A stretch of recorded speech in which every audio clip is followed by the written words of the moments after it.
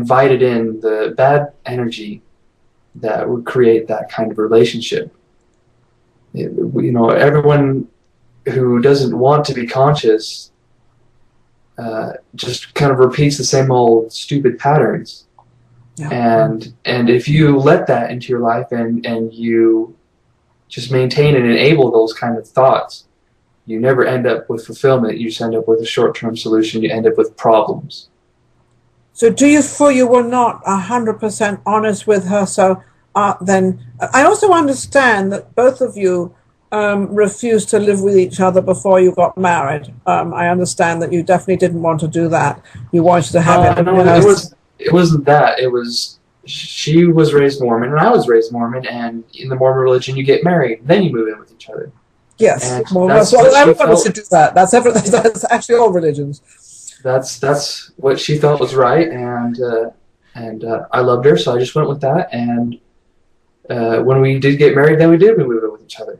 Now, do you think that if you had lived together, do you think you would have still got married when you got married, and which was a couple of months ago, or do you think you would have got married and then the same thing would have happened? What do you think? Do you think you should have lived together just to find out each other, or is that the new younger generation? That would be my preference. I would like to live with someone before I actually marry them, to see what kind of person they are, because who you are at home in front of your parents and who you are with your friends and one-on-one is not always the same person.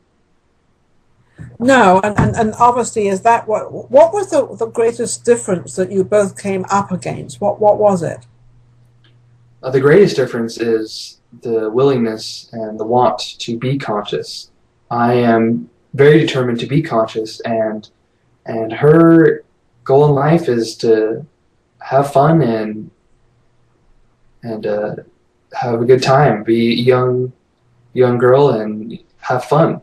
And so that's nice for now, but that's not going to get you what you want in the long term. Would you say that she was being a typical sort of woman? She's a lady, she's a young lady, and would you say that she did not really have goals in life like you have? So this is really, compatibility was not there as to your goals, obviously, are very much moving on, enhancing your business, moving on, which most men think this way anyway. And she was more of the play and have fun, and you're working too hard and you don't spend enough time with me, and I want more time with me, and that's not where you are. So why did that not come out with the 2 years of dating? I'm not really sure. It wasn't that.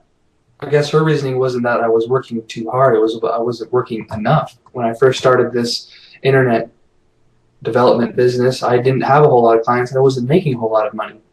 And rather than go out and get a full-time job, I worked diligently at being an internet developer, a web design developer. Well, let me ask you a question. Did you have an apartment, or did you live with your parents and she lived with her parents, and then you now had to take responsibility of an apartment and everything, so the expenses became higher? So are we basically coming down to a money thing?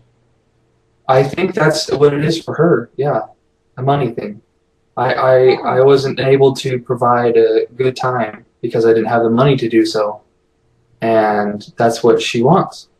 Yeah. Do you think most young ladies want that, or what do you think? Is that a problem, a money thing a problem? I mean, oh yeah. She should have known that beforehand, though, shouldn't she? Well, I know she did, and if she really did love me, then it wouldn't really have mattered. That's what I figured.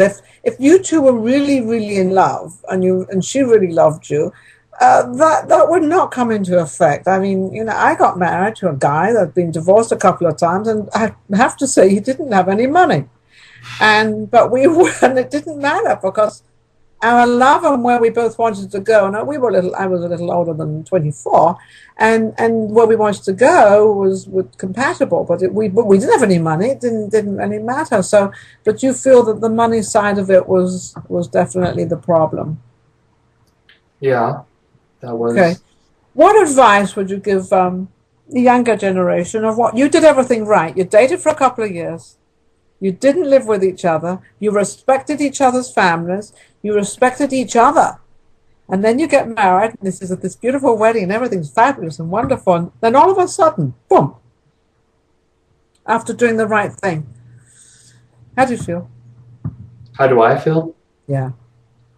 Oh, well, there's lots of words I could use that wouldn't be appropriate for the show, but Well, let's use the ones that are appropriate. definitely heartbroken, definitely discouraged. But my spirit is indestructible, and I am on my path, and I'm not going to stop. So it is very discouraging, and it is very hard to deal with. Being stuck in survival is definitely not what I want. I want to be fulfilling and fulfilled. Yeah, and this has made you a little precautious of the next relationship you go into. I mean, you look like the type of guy that would like to have another relationship, but that likes to have like a one person. You don't really run around or any of that, do you? Oh, I used to. What do you mean? You're only 24. Come on, give me a break. But no, not anymore. That's not really fulfilling to me. It may be fun for the short term, but it won't fulfill my life. Okay, so the conscious mind is working in full run, and you're out to get what you need to get, and you're out to enhance your business, and also make Real Coaching Radio TV even more enhanced in what you can bring for it, and how Steve Toth can also help you. Correct? Mm-hmm. Mm-hmm. Steve, one last word from you. Yes, Ninon. One last word. I'd like to. We have to close the show. Thank you, Ninon. Thank you. So you were wonderful. Go ahead. I want to do this for our viewers as well. So good. It isn't just for Levi. So Levi, did you have any warning signs and red flags before you got married that something was wrong, like in your gut, and you ignored it and justified it? The consciousness comes in because I chose to accept that confusion and accept that those red flags weren't all that important, and that if I just loved her, it would just go away, and she would see that I loved her and see that I was going to do everything I can to fulfill our lives together. But that's not the truth. That's not reality. And if I would have aligned with my true self and seen this person is not willing to do this, this person is not capable of doing this, then it wouldn't have turned into a marriage. That was very well said on that. We're going to close the show, and I think that gives us all the inclination to listen to our inner self.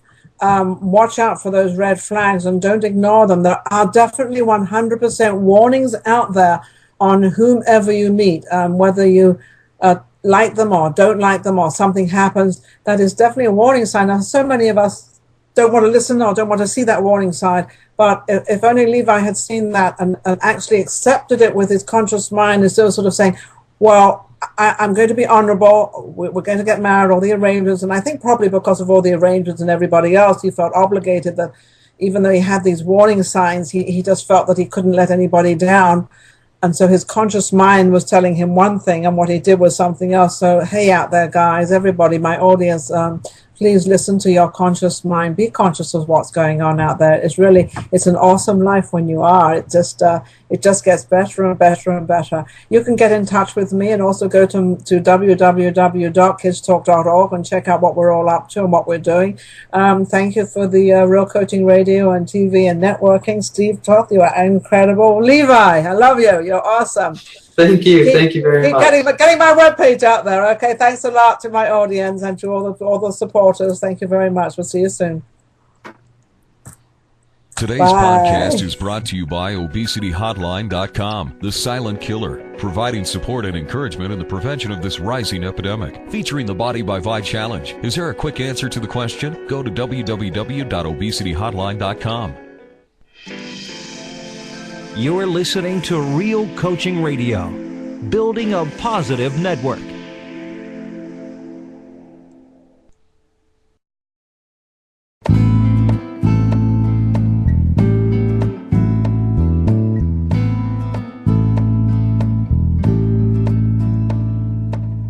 In the beginning was the void, the womb of creation, where pure